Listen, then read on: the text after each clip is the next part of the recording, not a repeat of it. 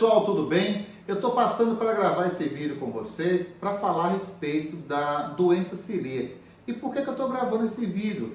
É porque eu tenho recebido aqui no laboratório alguns pacientes que apresentaram algumas queixas muito características da doença celíaca.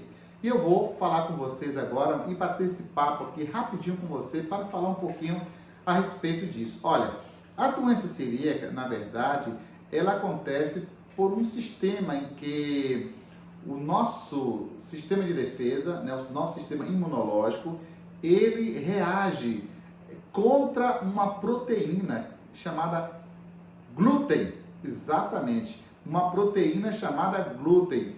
E essa proteína ela é encontrada onde? Ela é encontrada no trigo, no centeio, na cevada e no malte. Essa proteína, então, em quantidade elevada no nosso organismo, ela pode gerar um quadro de resposta imunológica e gerar uma inflamação no intestino delgado. Mas por que isso vai acontecer? Porque muitos pacientes, eles não têm a enzima para degradar a proteína glúten.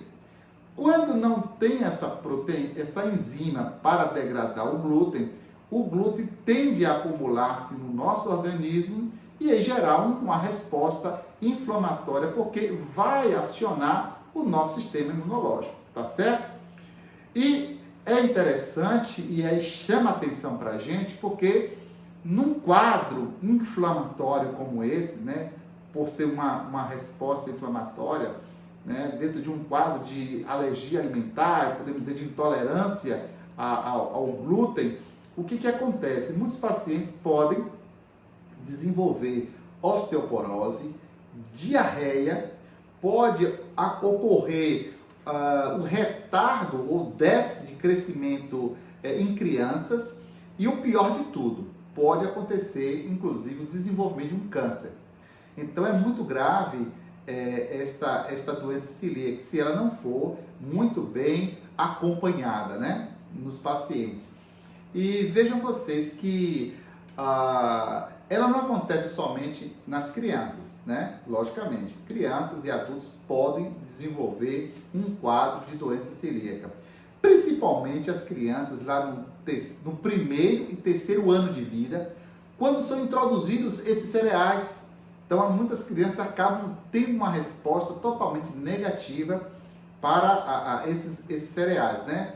Porque ali contém o glúten, esta proteína, né? Quando então não se tenha a enzima que a degrada. Pois bem, esses quadros em criança e em adulto têm se mostrado com sinais bem interessantes. Por exemplo, esses pacientes eles apresentam uma barriga estufada, não é?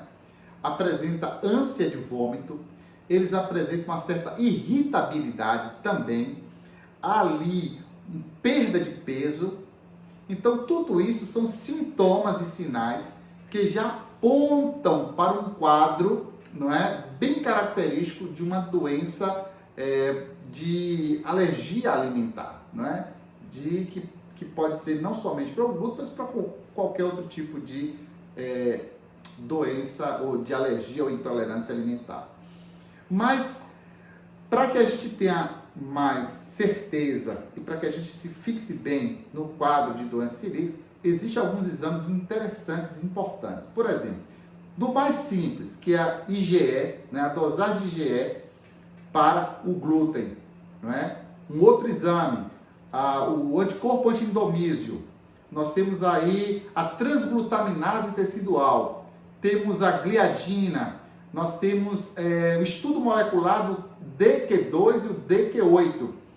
Então, são exames que, somado com a clínica médica do paciente, já consegue apontar para um quadro efetivo de diagnóstico para a doença celíaca. Mas de todos esses exames, aquele que é chamado exame padrão ouro, 100% para o resultado, é justamente a biópsia, não é, do intestino. Esse daí é o padrão ouro. Mas esse exame é um exame mais invasivo. Então, logicamente que o médico não vai lançar a mão desse exame logo, né? Não. Primeiro ele vai lançar exame vai lançar mão dos exames de sangue, que é uma coisa mais simples de ser realizada.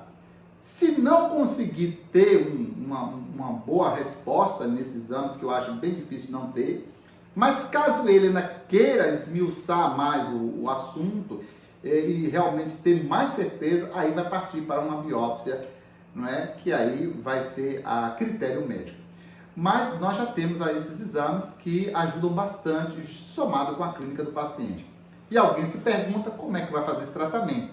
Olha, o tratamento para um quadro de doença celíaca, na verdade, o médico e a nutricionista, trabalhando em conjunto, juntamente com o laboratório de análises clínicas, logicamente que eles vão lançar mão do quê? Da retirada, né, de alimentos que contêm a proteína glúten. Porque toda vez que o paciente estiver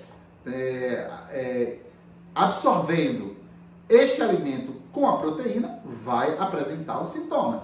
Quando retira a proteína, ou seja, quando retira os alimentos que contêm a proteína glúten, o paciente já apresenta quase melhora.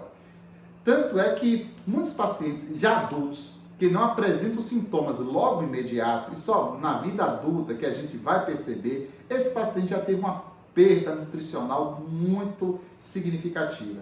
Então, assim, é importante que nós fiquemos atentos a essa doença, que ela começa às vezes um pouco silenciosa e depois vai se desenvolvendo um quadro mais grave. Então, tá aí esse chamado de atenção para você, ficar atento, faça os seus exames, se cuide, procure sempre o seu médico para fazer as suas consultas e o nosso laboratório está sempre disponível de braços abertos para poder ajudar em tudo aquilo que você necessita, tá bom? Um grande abraço a todos.